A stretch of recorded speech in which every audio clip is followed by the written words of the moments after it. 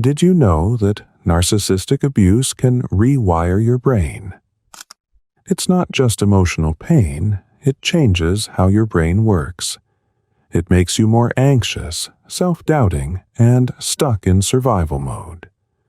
When you're constantly walking on eggshells, your brain rewires itself to expect danger, even when none is there. Over time, this messes with your ability to trust yourself, relax, or feel safe. Scary, but true, right? Let's break down exactly how this happens, and more importantly, how you can start undoing the damage. Are you ready for number 1? Your prefrontal cortex, decision-making, shrinks. Narcissistic abuse isn't just emotional, it physically changes your brain. The prefrontal cortex, the part responsible for logic and decision-making, shrinks under constant stress. Dr. Bruce McEwen, a neuroscientist known for his work on stress in the brain, explains that prolonged emotional trauma weakens this region, making it harder to think clearly or trust your own choices. That's why even simple decisions like picking a meal or choosing an outfit can feel like life or death scenarios. Your brain, rewired by years of gaslighting and manipulation, automatically assumes you'll make the wrong choice, so it freezes up. When a narcissist constantly criticizes or overrides your decisions, your brain adapts by second-guessing everything. But here's the truth. Your ability to make decisions isn't gone. It's just buried under layers of conditioning. Rebuilding confidence starts with small choices that remind your brain that you are in control, removing the narcissist's voice in your head. Let's talk about number 2. Dopamine dependence on their approval. Narcissists are experts at messing with your brain chemistry. At first, they flood you with love, attention, and praise, making you feel like you've hit the jackpot.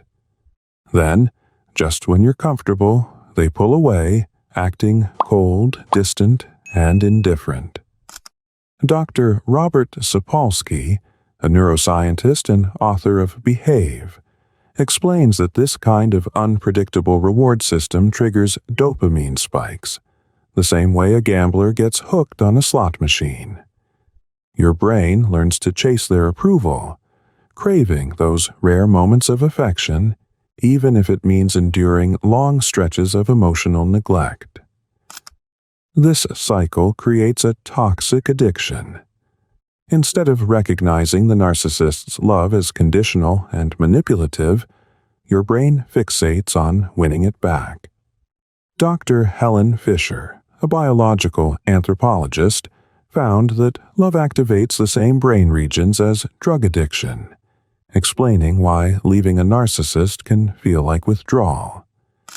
You obsess over what you did wrong, replay conversations, and keep hoping for another hit of validation. But here's the truth. Their approval isn't real. It's a tool to control you. Breaking free starts with recognizing that you deserve consistent, healthy love, not the emotional equivalent of a rigged casino game. Let's move on to number 3. Your nervous system stays in overdrive. Living with a narcissist isn't just emotionally exhausting, it physically traps your nervous system in survival mode. Your brain, wired to detect danger, starts treating everything as a potential threat. Dr. Stephen Porges, creator of the polyvagal theory, explains that long-term stress rewires your autonomic nervous system, making it hypersensitive to conflict. This is why you might flinch at sudden noises, struggle with insomnia, or feel your heart race over the smallest things. It's not all in your head, it's your body, stuck on high alert after years of emotional warfare. Even when you escape the narcissist, the overdrive doesn't just shut off. Your nervous system, conditioned for chaos, struggles to recognize safety.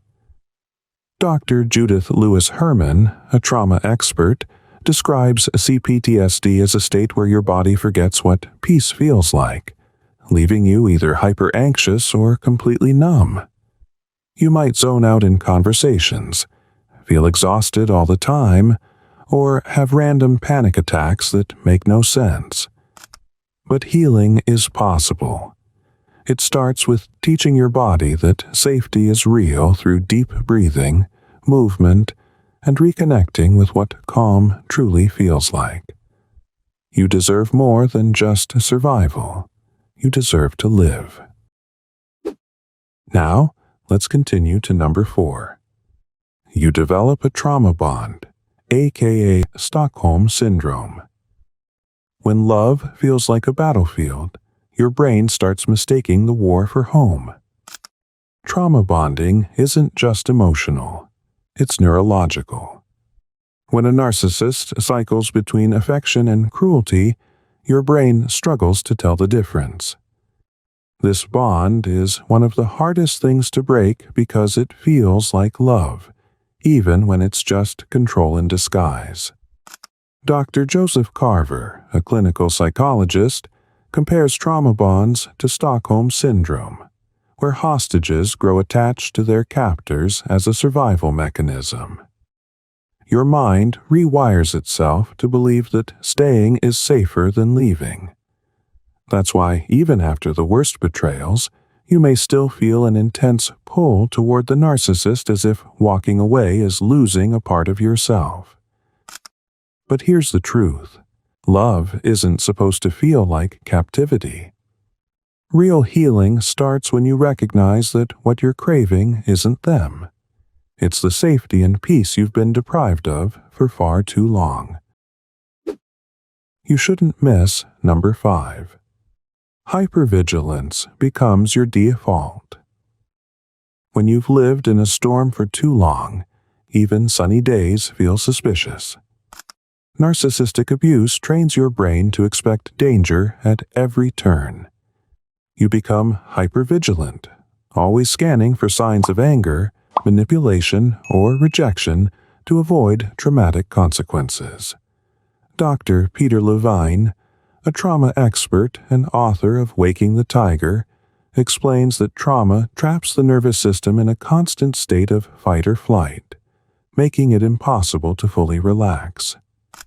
This is why you may feel tense in peaceful moments, jump at sudden noises, or overanalyze people's words, convinced there's a hidden threat.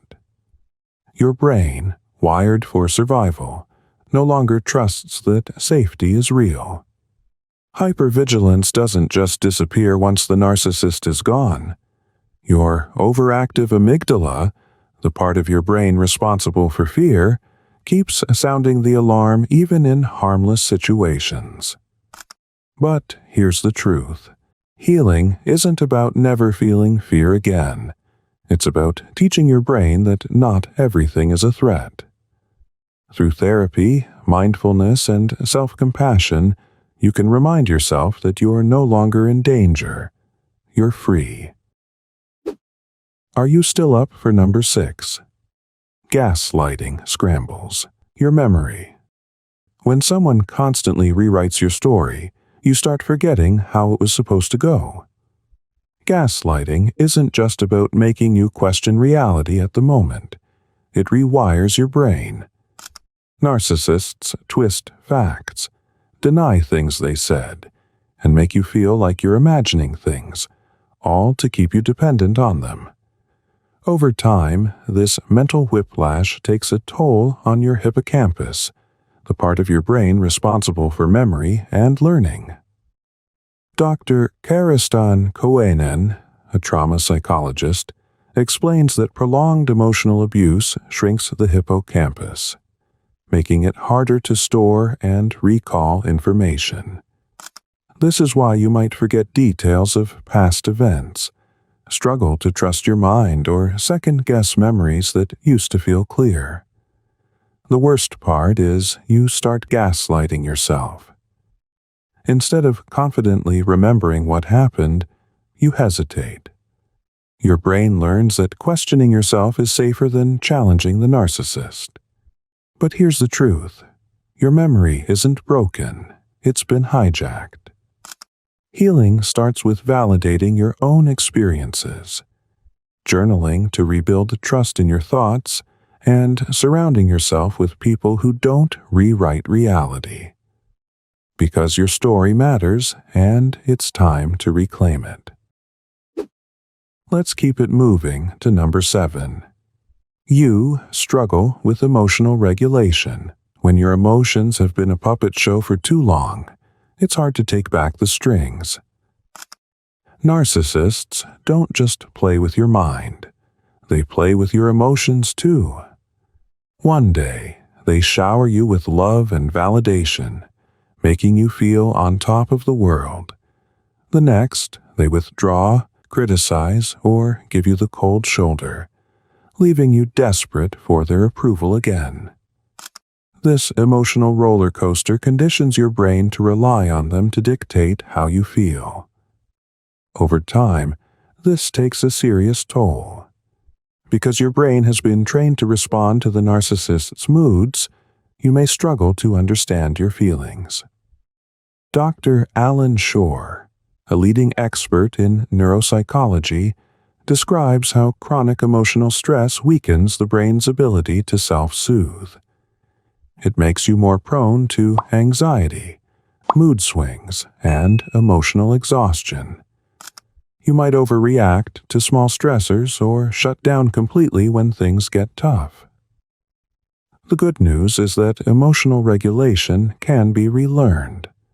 You can take back control through mindfulness, therapy, and reconnecting with what you feel. Your emotions were never meant to be someone else's weapon.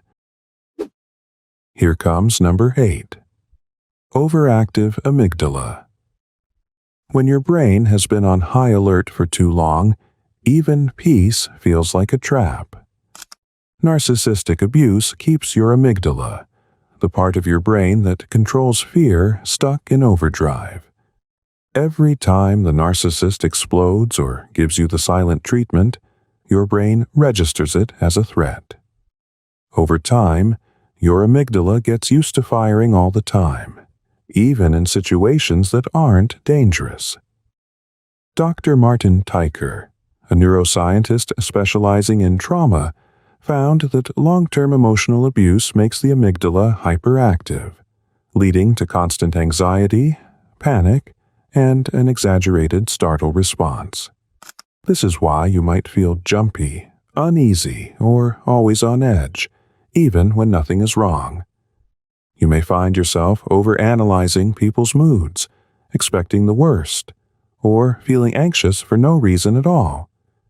Healing means teaching your brain that not everything is a threat anymore. With time, therapy, and self-care, you can remind your amygdala that the war is over, and you survived. Finally, we're down to number 9. Obsessive rumination. When your brain turns into a broken record, you end up reliving the past instead of living in the present. Narcissistic abuse conditions you to obsess over every conversation, argument, and tiny detail. You try to make sense of what went wrong. You keep reanalyzing the past, hoping to find the answer like a detective looking for clues. This cycle isn't just frustrating. It physically alters your brain. Dr. Ethan Kross, author of Chatter, found that obsessive rumination overstimulates the default mode network, DMN, the part of the brain responsible for self-reflection. Instead of helping you process emotions, it keeps you locked in a never-ending mental replay of past events. That's why you might struggle to concentrate, feel emotionally stuck, or even lose sleep over thoughts that refuse to quiet down. But here's the truth. Healing doesn't come from overanalyzing. It comes from accepting that some things won't ever make sense. Releasing the need for closure isn't easy, but it's the first step toward reclaiming your peace. Breaking free from narcissistic abuse isn't just about leaving the person, it's about retraining your brain to feel safe, trust yourself, and heal. The damage may be real, but so is your ability to recover. With time, self-care, and the right support, you can rewire your brain in a way that works for you, not against you. It won't happen overnight, but every small step you take is proof that you're reclaiming your mind, your confidence, and your life.